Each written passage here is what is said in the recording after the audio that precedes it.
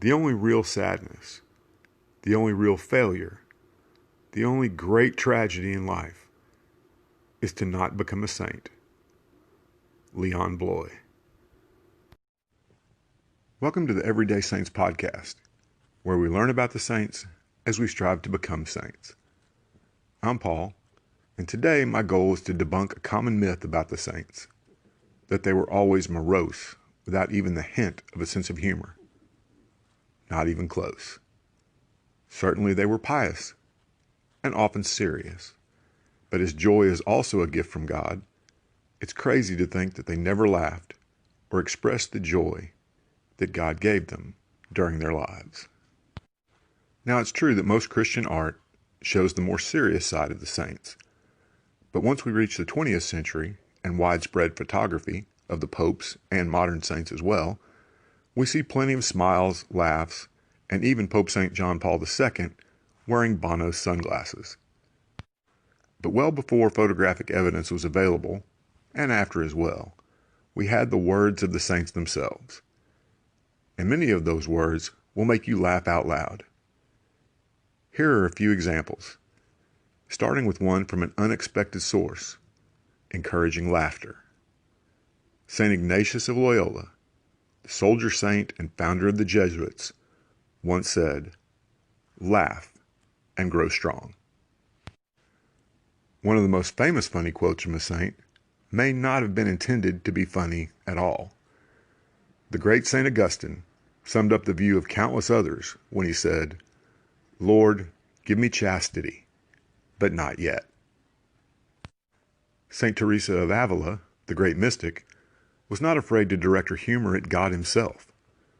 Once she was making her way to her convent in a rainstorm, slipped down an embankment, and fell into the mud. She looked up to heaven and said, "If this is how you treat your friends, no wonder you have so few." Not really a surprising quote from a saint who also once said, "From silly devotions and sour-faced saints, good Lord, deliver us." The Venerable Fulton J. Sheen, a man known for his sense of humor, once quipped that hearing nuns' confessions is like being stoned to death with popcorn. Now, I mentioned earlier that St. John Paul II was known for his sense of humor. Here are two quotes to back that up, along with the picture that's our thumbnail today. When Cardinal Timothy Dolan, who's now Archbishop of New York, was the Archbishop of Milwaukee, he had an audience with John Paul II. He told the Pope, "Your Holiness, the Archdiocese of Milwaukee is growing and expanding." The Pope replied, "So it seems, is the new Archbishop." One of my favorite John Paul quotes is perhaps his funniest. "Stupidity is also a gift of God, but one mustn't misuse it." The humor of the saints even extended to the most trying of times. In the year 258, St. Lawrence was martyred during a persecution under the Emperor Valerian. He was burned to death on a grill over hot coals, and at one point during the ordeal, he told his executioners, "My body is well done. Turn it over. It's roasted enough on that side." But without a doubt, the funniest saint and pope of all time was Pope St. John the 23rd. Consider these quips and try to tell me the saints were all sour and serious. When asked by a reporter how many people work at the Vatican, the Pope replied, "About half."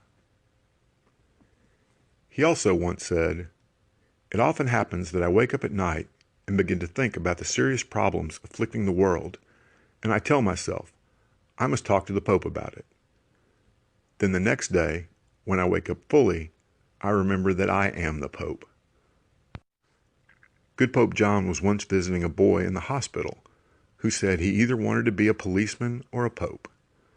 The Pope replied, "I would go in for the police if I were you. Anyone can become a pope. Look at me." When he overheard a woman calling him fat, he told her, "Madam, I trust you understand that the papal conclave is not exactly a beauty contest." Before he was pope, while still an archbishop, John the 23rd was at a fancy dinner party in Paris. He was seated across the table from an attractive woman in a very low-cut dress. Another guest turned to him and said, "Your Eminence, aren't you embarrassed that everyone is looking at that woman?" He answered, "Oh no, everyone is looking at me to see if I'm looking at her." And finally, my favorite quote from St. John the 23rd, at least partly because I myself am of Italian descent, is this one. Italians come to ruin most generally in 3 ways: women, gambling, and farming. My family chose the slowest one. Pope St. John the 23rd, Pope St. John Paul II, St. Teresa of Avila, and all the saints who knew joy and laughter are a gift from God. Pray for us. We'll see you next time.